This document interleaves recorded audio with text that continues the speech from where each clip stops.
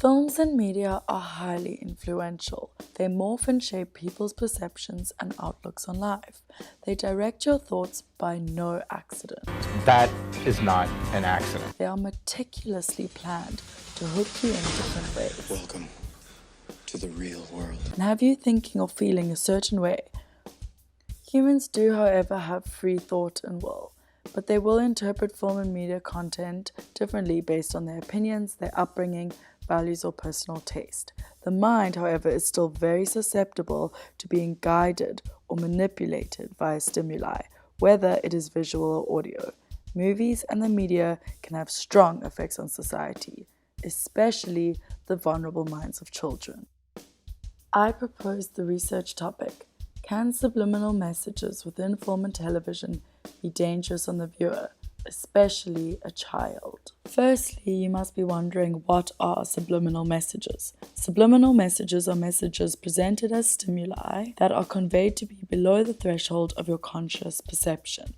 They can be in the form of images, sounds, or text. However, you are not actively aware of them, as they are not easily or obviously perceived. The theory is, if a subliminal message is delivered in its relative form, your immediate conscious perception is not fully aware of it. However, your subconscious mind may have noticed and is processing the information, and it may perhaps be influenced by this.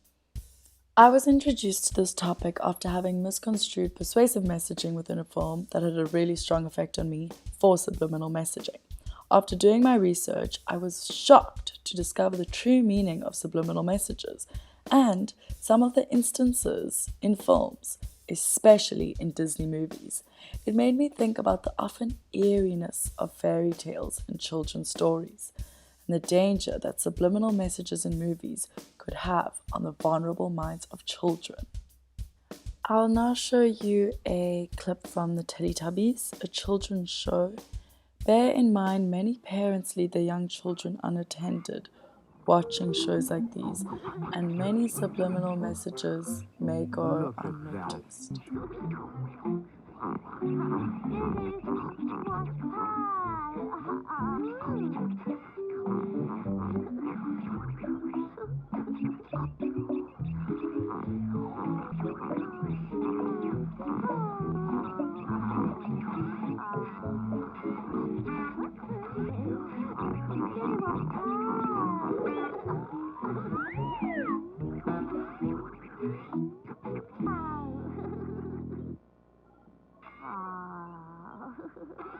Poe loves the Nunu very much. Subliminal messages. You talk about subliminal. I would like to research this topic by constructing a survey, questionnaire, and having discussions asking different people about their experience and perceptions of children's shows and movies that they watched when they were younger, the way they made them feel or how they feel remembering them.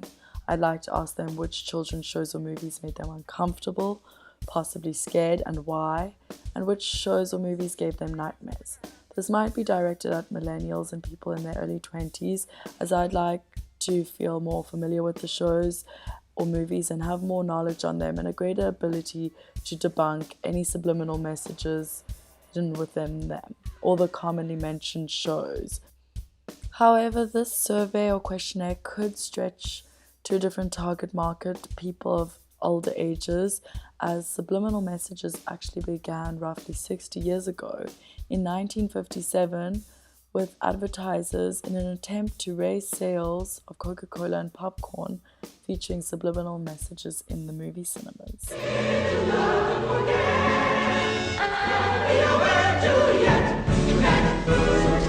Nobody knows that they saw it, but they did. Nice big. The reason that subliminal messages are considered dangerous is because they are associated with mind control, in the way that someone might be prompted to think something without knowing, or register a thought as their own independent thought and then begin to act upon it.